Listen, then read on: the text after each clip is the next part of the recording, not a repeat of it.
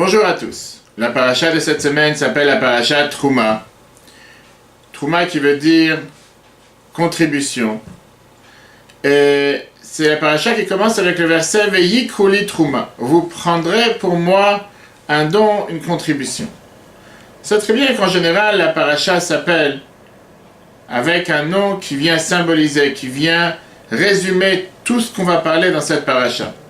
Or, le sujet majeur de la paracha de cette semaine, ce n'est pas tellement les dons que le peuple juif a amenés suite à la demande que Dieu a fait envers eux pour construire le temple, sa résidence dans ce monde ici-bas, mais bien plus, c'est tous les détails de comment construire ce temple, comment construire ce tabernacle mobile pendant la période qu'ils étaient dans le désert, avec les différentes lois de chaque ustensile, chaque mobilier.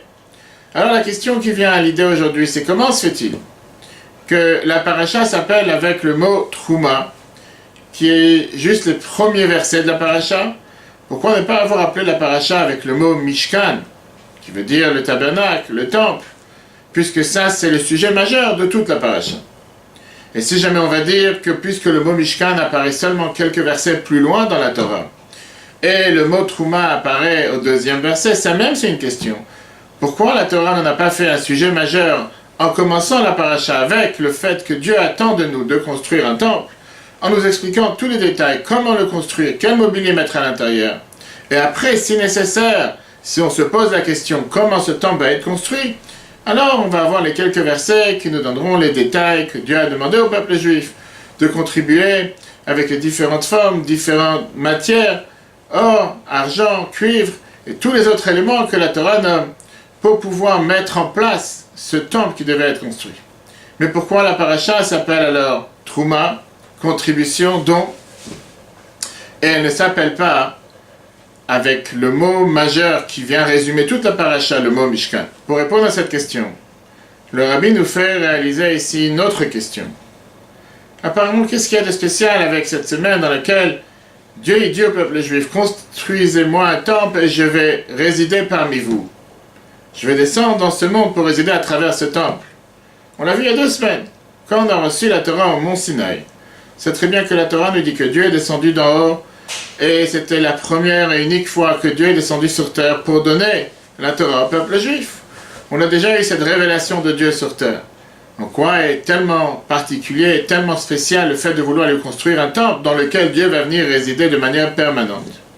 La réponse, elle est qu'il y a une énorme différence entre ce qui s'est passé au mont Sinaï et la manière dont Dieu cherche à résider sur terre à travers le temple.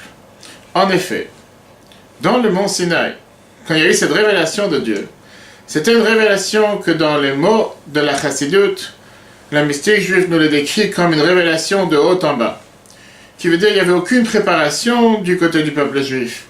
Il n'y avait aucune transformation du côté du peuple juif. C'était plutôt une révélation pure et simple de la part de Dieu pour dévoiler, révéler la Torah, son plus beau cadeau, sa sagesse sur terre à son peuple. Aussitôt venu, aussitôt parti.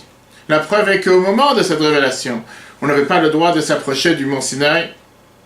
Juste après que cet événement majeur se termina, tout celui qui voulait pouvait se rapprocher du mont Sinaï. Aucune sainteté n'est restée dans cette montagne ou autour de l'endroit où Dieu s'est révélé sur terre. Alors que dans le temple, c'est de là toute cette nouveauté.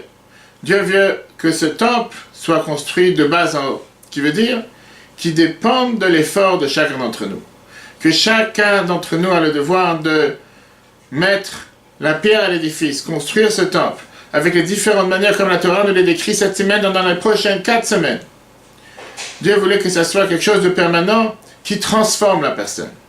Et c'est exactement la notion que la Torah veut nous faire passer à travers le mot Trouma, qui veut dire don, contribution. Car si on se met dans la tête d'un donateur, qu'est-ce que le donateur comprend?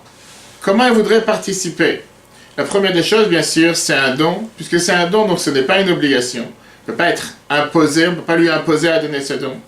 Deuxièmement, il ne cherche pas ici à s'appauvrir avec ce don. Donc automatiquement, il ne va pas donner toute sa richesse. Troisièmement, grâce au fait qu'il a donné une fois, il va vouloir donner une deuxième fois, voire agrandir son geste, agrandir sa contribution, par tout simplement le fait que puisqu'il a donné, puisqu'il a contribué à une bonne cause, Dieu va faire en sorte qu'il va recevoir 2 fois plus. Et automatiquement, il va être en capacité de pouvoir donner encore plus. Et donc, c'est aussi une transformation de la personne, de manière graduelle, petit à petit, jusqu'à devenir quelque chose de permanent. Et c'est exactement la notion que la Torah va nous faire passer. Pourquoi elle appelle la paracha Trouma et pas Mishkan. Pour te dire qu'avec ce temple, Dieu il cherche à transformer la personne, transformer chacun d'entre nous.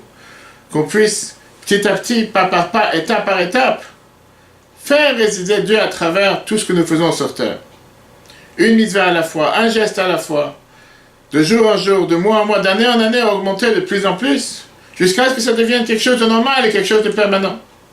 Que Dieu fasse que nous ayons toute cette sagesse pour pouvoir comprendre et mettre en application ce que Dieu il attend de nous à travers les leçons de la paracha de cette semaine.